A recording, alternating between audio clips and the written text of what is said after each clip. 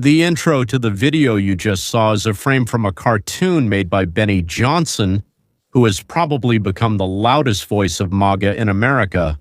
And here is Benny himself. That's us, in the case of Ukraine. When we watched our federal government literally pour countless, unlimited amounts of money into the war in Ukraine, hundreds and hundreds of billions of dollars, we thought that something else was going on here, and it turned out we were right. The US intercepted messages from the Ukrainian government discussing a plot to direct funds toward Biden's re-election, as well as a plot to assassinate Trump. I've already talked about how Tulsi Gabbard discovered correspondence between as-yet unnamed Ukrainians in power and unnamed Democrats, also in power, but on our side, of course. In this correspondence, they discussed how to send $200 million from American aid back to America to finance Biden's election. Well, or any other person who would be against Trump. Now they've discovered another detail. Besides the money, there was also discussion about an assassination attempt on presidential candidates. As you understand, the candidate in question was Trump. If anyone thinks this is beyond reality, I want to remind you about Ryan Ralph, who was caught and neutralized while sitting in an ambush on a golf course. Well, he was approximately, 100 meters away from Trump and his friends? He was corresponding with someone in Ukraine about weapons with the aim of assassinating Trump. So this isn't entirely made up. Parts. Since the interception of information happened during Biden's administration, this information reached the intelligence leadership as well as the Attorney General, but no investigation was conducted. Why do you think that is?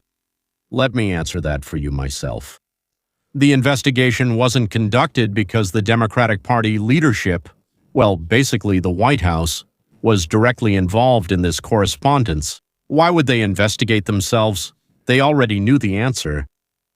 For those who thought that nothing like this has ever happened in modern American politics, and therefore it's supposedly impossible, I want you to listen to this message. Director of National Intelligence Tulsi Gabbard presented shocking new evidence that former President Barack Obama and senior aides in the Obama administration conspired to undermine President Trump's victory in the 2016 election and to undermine the democratic will of the American people. While publicly pretending to participate in a peaceful transfer of power, privately, former President Obama made enormous and vile efforts to sow discord among the public and to sabotage his successor, President Trump. Well, nothing that we wouldn't have expected, right? Nothing that would really surprise us. That's exactly what we, kind of predicted. I'll add one more detail that I'm absolutely sure about. Part of that money also ended up in the pockets of some very affectionate citizens, and they have a tremendous love of money and boundless hatred for anyone. That's Trump, who gets in the way of their shady dealings or taking money for themselves. Well, basically, he interferes with their wonderful life at our expense. Obviously, you carried bags of cash to finance your own election campaign. Dude, that's just incredibly criminal. It's official now. Tulsi Gabbard is actively investigating the intercepted messages. Ukrainian officials conspired with USAID, yes, with USAID, to direct $200 million towards the re-election of Biden and the Democratic Party. Expose all of this. Taxpayer money funneled through a series of transactions is transferred to the United States and laundered for Joe Biden's 2024 campaign and the Democratic National Committee. For the first time, we have intercepts. Tulsi Gabbard's team agreed to declassify them. An investigation is currently underway, initiated by USAID, to find out who was involved and whether any crimes were committed.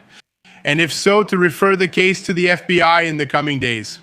These declassified documents are available on justthenews.com. You can review them today.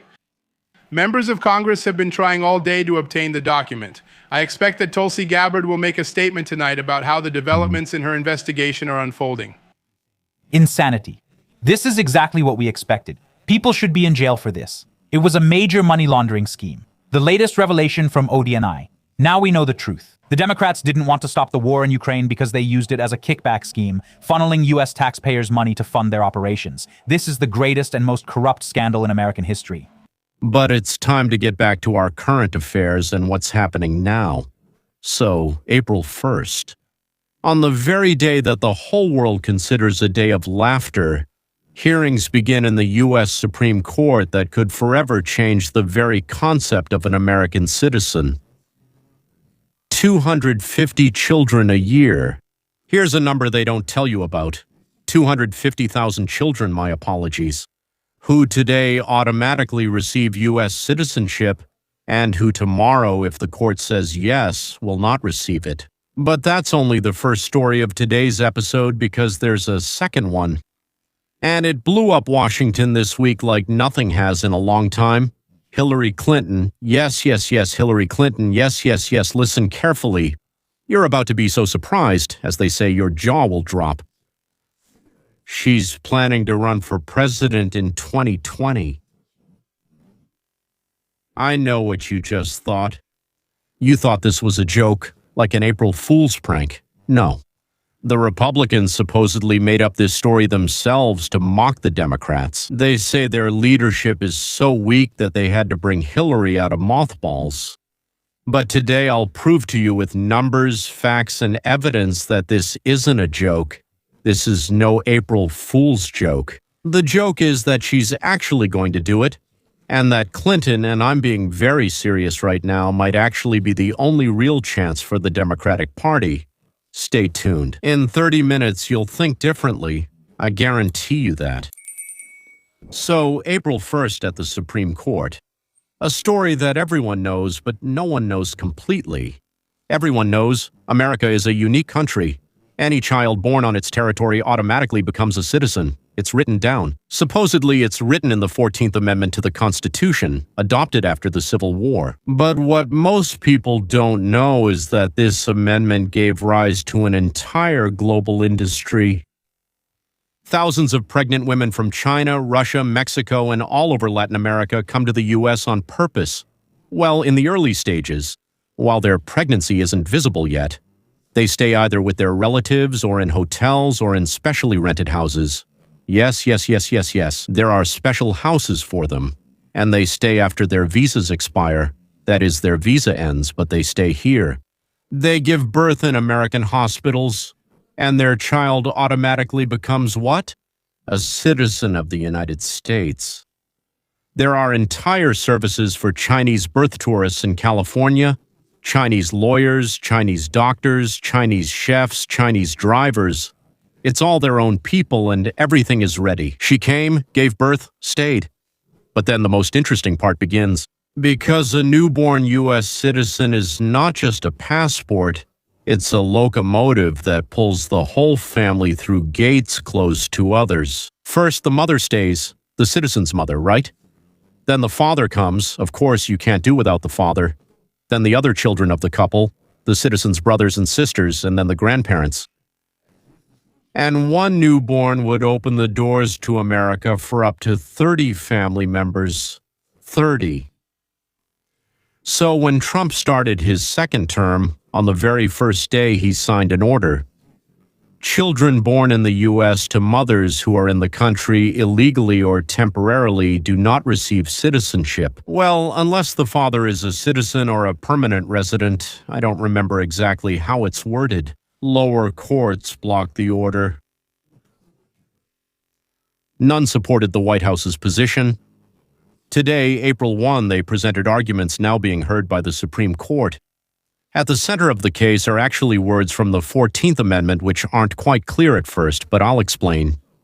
The words are, that means subject to its jurisdiction, its meaning, so to speak, our country, yes, meaning those subject to the laws of our country. Trump interprets them this way. To get citizenship by birth, the parents must be in the country legally and permanently. So like diplomats, tourists, students, or illegal immigrants don't count. Opponents of the order say that foreigners on U.S. territory are automatically subject to American laws, except for diplomats and soldiers of occupying armies. If someone like that has a child, then no one, not even the Democrats, demands that they be accepted as citizens. The opponents have a precedent. In 1898, the Supreme Court considered a case. Wong Kim Ark is a child born in San Francisco to parents who were citizens of China, and the court recognized him as an American. Gentlemen, this decision is 128 years old today. According to analysts, the Trump administration's chances of winning are extremely low, but the main intrigue is not whether Trump will win. The main intrigue is whether the court will make a broad decision that rewrites the Constitution or a narrow one that leaves everything to Congress. The answer, well, we'll know, by the end of June 2026 at the latest. Now, why are the Democrats so fiercely defending this system? They defend the idea that criminals can't be expelled. Well, in general, they defend a lot of interesting things. So here's a question that people often ask. Why? Why? Why do they do that? Why do they stand so firmly on this? Well, the official answer is historical. The amendment was adopted to free the slaves, who also didn't have legal status. And the Democrats say this is the spirit of America, but there's also an unofficial answer, and that's called electoral calculation. Well, let's say Latinos are the largest and fastest growing demographic group in the country. Millions of families have mixed status. One child is a citizen, another is not. However, an attack on birthright citizenship is a direct threat to their families, which means it's a direct political interest for the Democratic Party.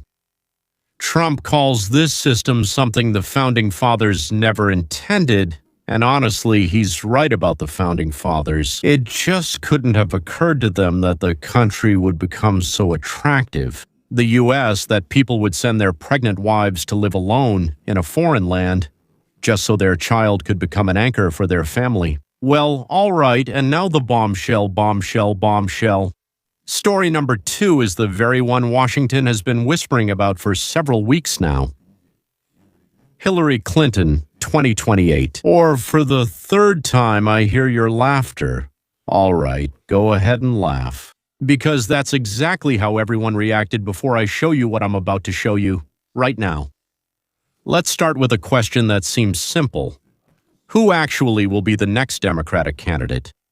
Harris, Newsom, Buttigieg, Ocasio-Cortez? Let's go through each one with the facts, and you'll see for yourself what's happening with this wonderful lineup, as Clinton herself called it in Munich at the Munich Security Conference in February of this year. So, according to Real Clear Politics, as of March 2026, at this very moment, the leader among the Democrats is just don't fall over. Kamala Harris, she's first. Kamala Harris is leading the polls. Seriously. The same Kamala Harris who dropped out of the race in 2020 even before the first primaries because her ratings fell to where? To 0. The same Harris who wasn't elected in 2024 but was appointed at the last moment when Biden was forced to resign. The same Harris who lost to Trump. Listen to how she speaks, literally, without skipping anything. I'll give you a couple of her statements. The significance of the passage of time. When you think about it, there is great significance in the passage of time, period, that's all. She was talking about problems in education, or are we fighting for democracy? Understand the difference, moving forward, understand the difference, period, end of sentence. And finally, the philosophical masterpiece that has been reprinted in every language on earth. That which can be what can be, liberation from what would have been, that which was. She, most importantly, repeated this several times on different forums. Once again, that which can be, what can be, liberated from what was, that which was. I still can't understand what she meant. How is 2028 different from 2024? It's not. Harris, the same bright mind and impeccable logic. Now the second one, number 2, the governor of California, Gavin Newsom. Good packaging, great hair, perfect teeth, an expensive, well-fitted suit, speaks eloquently and looks very presidential. Well, here's what you need to know about his state, and this isn't an opinion, these are numbers. fires. Newsom claimed he cleared 90,000 acres of fire breaks. An investigation revealed the real number was 11,399. Not 90,000, that's an exaggeration of 690%. He just made a mistake. After that, he cut another $101 million from wildfire prevention programs, and a few months later, as a result of this, a catastrophe in Los Angeles, 16,000 destroyed homes, people left homeless. Over 7 years, Newsom spent $27 billion on them. An audit was conducted on this program in 2024. The state can't track the expenses or measure the results. Meanwhile, according to other sources that measured the results, homelessness increased by 31.6%, while $27 billion of our dollars were spent. During COVID, Newsom shut down businesses and banned going out without a mask, but at the same time, he was dining without a mask at the elite French Laundry restaurant with 20 friends, all of them without masks too. His employment department paid out $33 billion to fraudsters. They never checked them even once. Gasoline is almost 50% more expensive than the national average. Out of 43 oil refineries, only 7 remain in California. In 2025, Newsom was forced to make a complete turnaround and support the expansion of oil production. That is, by doing so, he admitted that his policy had failed. Now, regarding the population, over 6 years, 1.7 million people left California. Tesla, Oracle, and Charles Schwab all moved to Texas. When Newsom comes out for the debates and says, "I know how to run the country," his opponent will simply open a map of California and silently point to it. There's another titan of Democratic thought, Pete Buttigieg, a man who's never there when you need him, and as soon as you need him, he's gone. He speaks 7 languages, carries himself well on stage and on camera. But here's a story you need to know. 2021. Off the coast of California, there's a record number of container ships. Store shelves are empty. Christmas is at risk.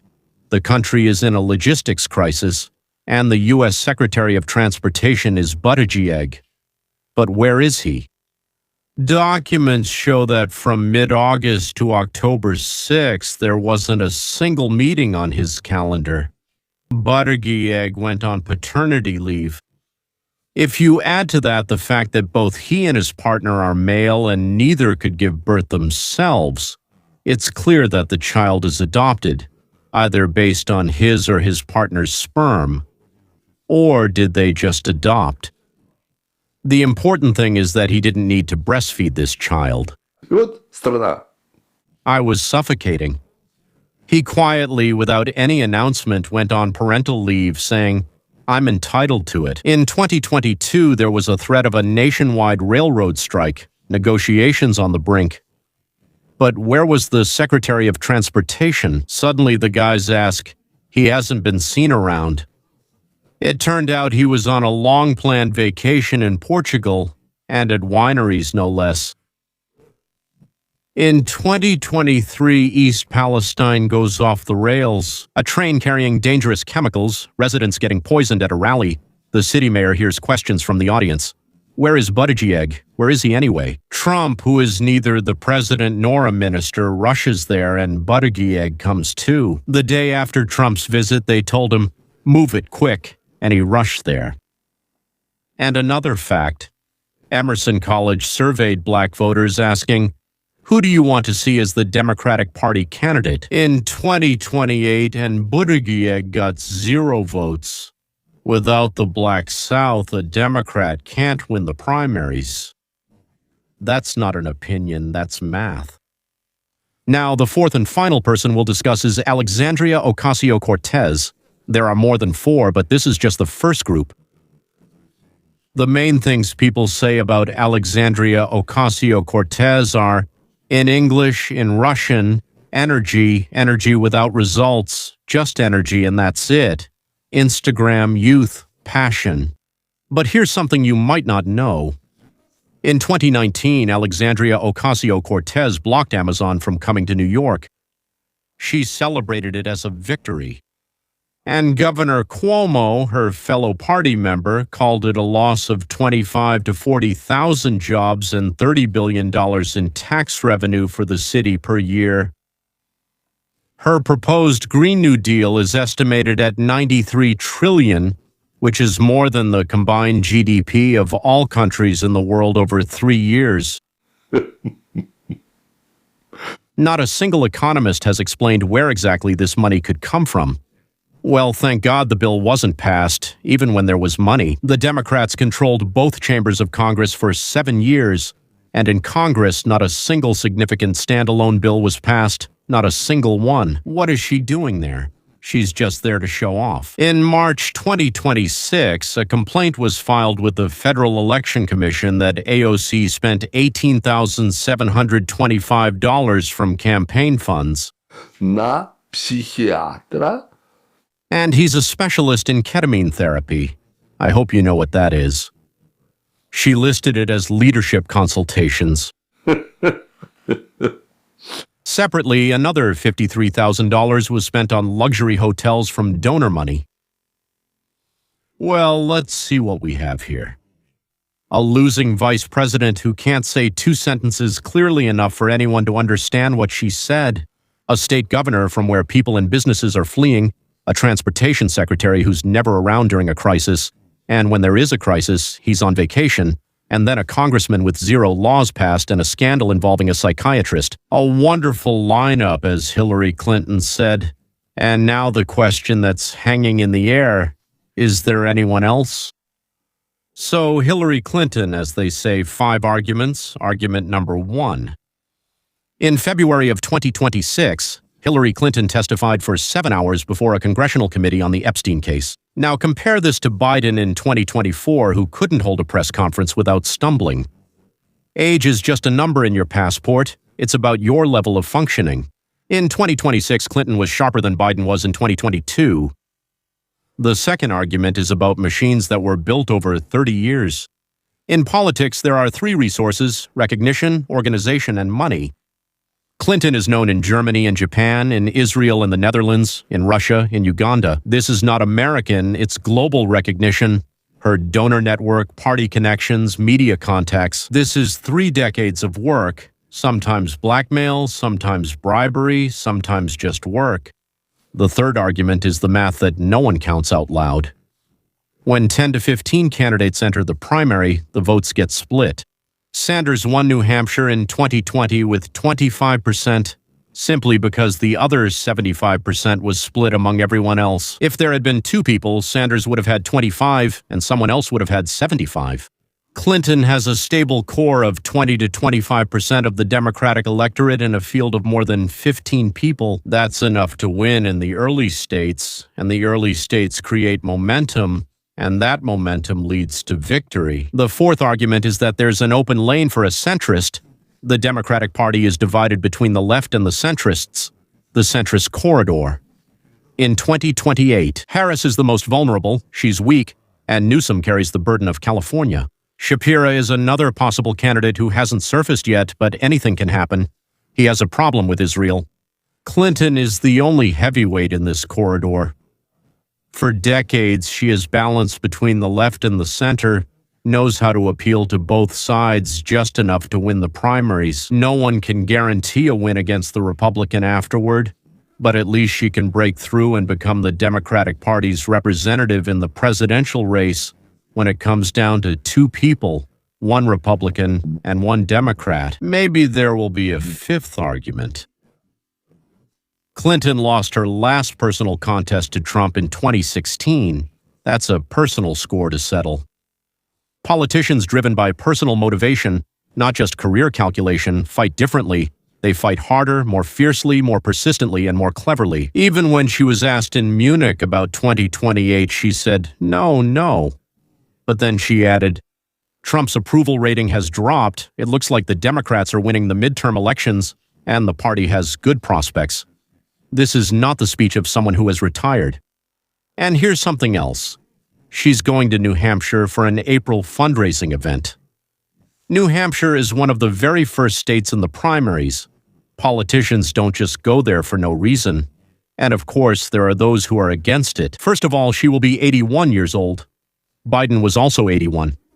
Of course, age is not just a number in your passport, but still, 81 years is not exactly young. Now, she already lost in 2016. She won the popular vote by 3 million votes, but the Electoral College and a few thousand votes in 3 states cost her the victory. That's not a landslide, it's a technical defeat by a narrow margin. In 2028, Trump won't be running. The Republican candidate will be someone new, but the hatred for Trump won't go away.